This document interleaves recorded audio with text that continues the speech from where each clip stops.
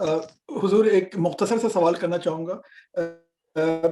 قرآن میں 4 چیزوں کا آیا ہے کہ یہ 4، میں تفصیلات میں آپ کی سیکھی ہوئی ساری چیزیں آپ سے سیکھی ہوئی ہے نہیں، تو تفصیلات میں نہیں جاؤں گا. وہ 4 چیزوں کے علاوہ یعنی یہاں پر چکن بھی ملتا ہے، بیف بھی ملتا ہے.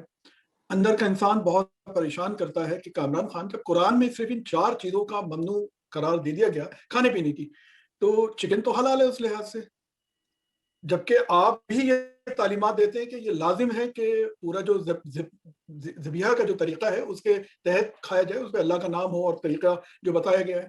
تو مجھے یہ کافی چیز پریشان کرتی ہے. جب قرآن میں صرف نام نہیں لیا گیا کہ اس طرح سے ذبح کرنا ہے اور نام لینا ہے، تو پھر میں کیوں نہیں کھا لوں؟ آپ کچھ روشنی ڈالنا چاہیں گے؟ ایک چیز تو یہ ہے کہ یہ بات ہی ٹھیک نہیں ہے کہ 4 چیزوں کا ذکر ہے. قرآن نے تو بتایا ہے کہ تمام طیبات حلال ہیں اور تمام خبائث حرام ہیں. اصول کی بات کی ہے پہلے، اس کے بعد طیبات میں سے وہ چیزیں جن کے بارے میں شبہ ہو سکتا تھا ان کی صراحت کی ہے. وہ 4 چیزیں یعنی جن کو انسان طیب سمجھ کے کھا سکتا تھا. ایک جانور ہے، حلال جانور ہے، جیسے آپ نے فرمایا کہ ایک بکری ہے، بھیڑ ہے، مر گئی، جانور تو حلال تھا، تو اللہ تعالیٰ نے بتایا ہے کہ نہیں، اگر وہ مر گئی ہے تو پھر اس کو تم نہیں کھا سکتے. یہ حلال جانوری کے بارے میں بتایا جا رہا ہے. یعنی میتا سے مراد یہاں کوئی حرام جانور نہیں ہے. حلال جانور اگر مردہ ہے، وہ اپنی موت آپ مر گیا ہے، تو یہ فرمایا ہے کہ وہ حرام ہے تمہارے لیے. انسان کے اندر یہ سوال پیدا ہو سکتا تھا کہ جب سب طیبات حلال ہیں تو پھر اگر کوئی جانور آئی موت سے مر گیا ہے تو حرام کیسے ہو گیا؟ تو اس کا جواب دیا ہے. پھر یہ بتایا ہے کہ حلال جانور کے اندر ایک چیز موجود ہے، خون، تو یہ تم نہیں کھا سکتے. گوشت کھاؤ، حلال جانور کا خون بھی تمہارے لیے حرام ہے. ایسے ہی سور ہے، سور ایک حلال جانور ہے بظاہر، اس لیے کہ یہ بکری کی سپیشیز سے ہے، اس کو بھی حلال ہونا چاہیے تھا، لیکن چونکہ یہ گوشت بھی کھاتا ہے اور اس کی کچلیاں بھی ہوتی ہیں، تو یہ شبہ ہو سکتا تھا کہ لوگ اس کو کہیں حلال سمجھ کے کھا نہ لیں. اس میں درندگی اور چرندگی دونوں چیزیں جمع ہو گئی ہیں. یہ گوشت بھی کھاتا ہے اور یہ گھاس پھوس بھی کھاتا ہے، تو اللہ تعالیٰ نے فرمایا کہ نہیں، اس کو درندہ سمجھو، یہ بھی حرام ہے. اسی طرح جس جانور کو اللہ کے سوا کسی اور کے نام پہ ذبح کیا جائے، جو چوتھی چیز ہے، تو وہ بھی حلال جانور ہے. گائے اللہ کے علاوہ کسی کے نام پہ ذبح ہو گئی ہے، مرغی اللہ کے سوا کسی کے اور کے نام پہ ذبح ہو گئی ہے، تو اسے بھی حرام کر دیا ہے. تو یہ ذرا ان پہ غور کیجئے کہ بات کیا کہی گئی ہے. اس کے بعد یہ سوال پیدا ہوا ہے کہ یہ میتا جو ہے اللہ مار دیتا ہے، حرام کیوں ہے؟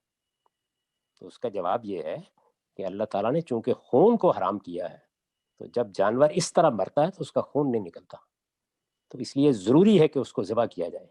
چنانچہ سورہ مائدہ میں خود اللہ تعالیٰ نے وضاحت فرمائی ہے کہ اگر کوئی جانور مرتا مرتا تم نے دیکھا، اوپر سے گر پڑا، کسی جانور نے سینگ مار دیا، کوئی اور چوٹ آ گئی، اور تم محسوس کرتے ہو کہ آخری دموں پر ہے، تو یہ اگر خود مر گیا تو خون نہیں نکلے گا، حرام ہو جائے گا. اس کو تم فوراً ذبح کرو. تو اس میں الفاظ یہ ہے کہ الا ما زکیتم، اگر تم اس کو ذبح کر لیتے ہو اور اس کا خون نکال دیتے ہو تو پھر وہ تمہارے لیے حلال ہوگا. اسی طرح جب یہ سوال پیدا ہوا کہ کیا ہم اللہ کے نام کے بغیر کسی نام کے جانور کو ذبح کر دیں تو وہ جائز ہوگا، تو سورہ انعام میں اس کا جواب دیا کہ یہ کیسے ہو سکتا ہے. لا تاکلوا مما لم یذکر اسم اللہ علیہ، جس جانور کو ذبح کرتے وقت اس پر اللہ کا نام نہیں لیا گیا اس کو تم بالکل نہیں کھا سکتے. تو اس لیے یہ ساری باتیں قرآن میں بیان ہوئی ہیں، ان میں سے کوئی چیز بھی ایسی نہیں کہ جو قرآن میں بیان نہ ہوئی ہو. یعنی ذبح کرنا ہے جس میں حلقوم کاٹا جائے گا تاکہ سارا خون باہر نکلے، جانور اس طرح مرے، اس کو قرآن نے سورہ مائدہ میں بیان کیا ہے. یہ کہ اللہ کے نام کے سوا اگر ذبح کیا گیا ہے اس کو تو 4 جگہوں پہ بیان کیا ہے. یہ کہ اگر اللہ کے سوا تو نہیں کیا گیا لیکن اللہ کا نام نہیں لیا گیا، اس کو سورہ انعام میں بیان کیا ہے. یہ سب باتیں قرآن میں بہت وضاحت کے ساتھ بیان ہو گئی، تو ایسا نہیں ہے. بہت شکریہ استاد. جی سلیم بھائی. بہت شکریہ استاد.